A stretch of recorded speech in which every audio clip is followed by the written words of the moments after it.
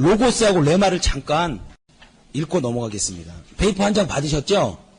그러니까 로고스와 레마를요, 요걸로 완벽하게 설명할 수 있는 게 아니에요. 그 다음 보세요. 제가 쭉 한번 읽어볼게요. 한글로 번역된 신약 성경의 말씀으로 번역된 헬라어에는 두 가지가 있습니다. 바로 로고스와 레마입니다. 두 단어 모두 말씀이라는 뜻을 가지고 있습니다. 약간 개념상의 차이가 있습니다. 로고스는 일반적으로 성경에 기록된 하나님의 말씀을 의미합니다. 세상의 모든 사람들에게 개방적으로 선포된 하나님의 말씀입니다. 우리가 일상적으로 읽는 성경 말씀이 로고스이며 설교를 통하여 듣는 하나님의 말씀이 로고스입니다. 그다음에 로고스는 성경을 통하여 전달하고자 하는 하나님과 영적인 진리를 가르치고 전달하는 효과가 있습니다. 로고스는 영적인 생명을 유지하고 활동하며 영적으로 성장하는 데 꼭 필요한 영적인 양식입니다.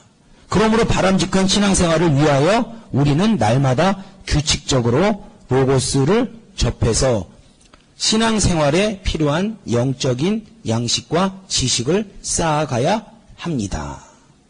이게 로고스죠. 그 다음에 레마를 한번 보세요. 레마는 지금 나에게 말씀하시는 하나님의 말씀입니다.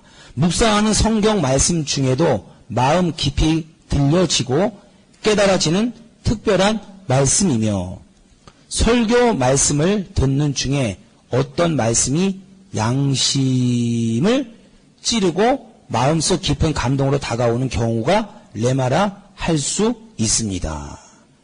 이해가 되시죠? 그러니까 제가 지금 여기서 설교하는 거예요? 교육하는 거예요?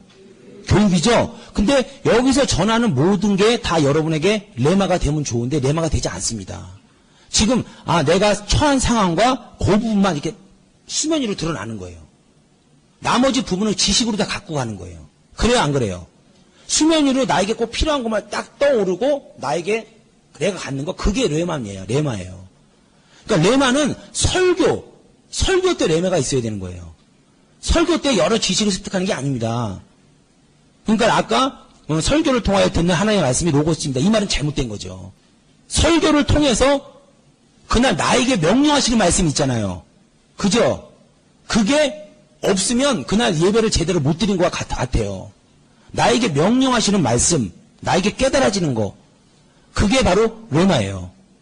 이 세상의 성공의 유무는요, 나에게 레마가 몇 개 있느냐에 따라서요, 신앙생활의 성패가 달라지는 거예요. 로고스가 많다고 성공하는 게 아닙니다. 레마가 많아야 돼요, 자기에게.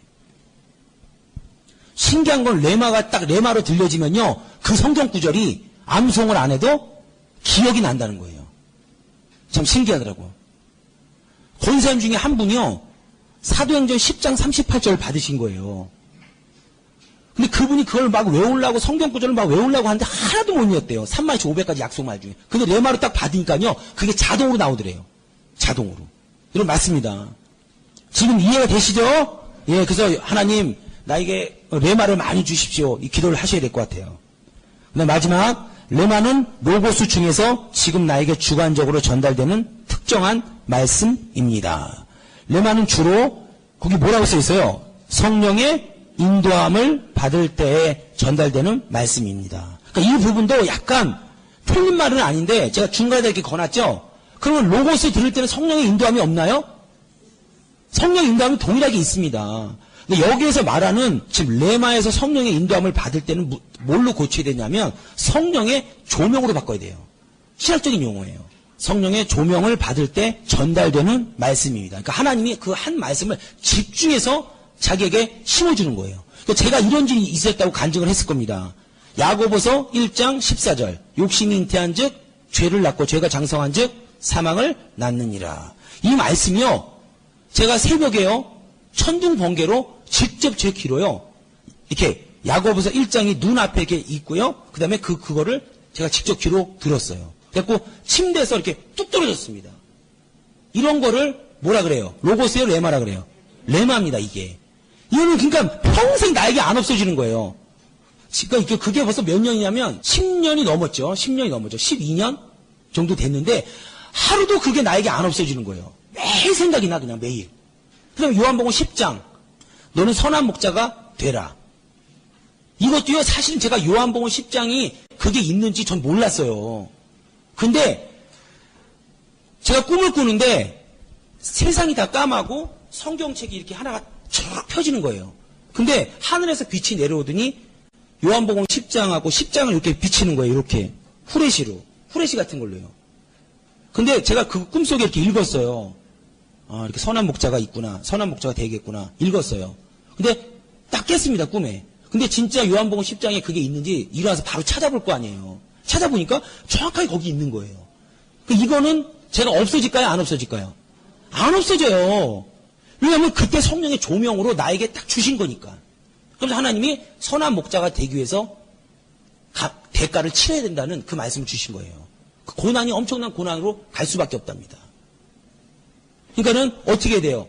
선한 목자가 되기 위해서 그것을 성령의 조명으로 이걸 제가 신학교 2학년 때 하나님께 받은 거예요. 신학교 2학년 때. 그러니까 여러분 사역에 관한 것을 하나님이 분명히 주셨을 거라고요. 또 안 주셨을지라도 구하시면 반드시 주십니다.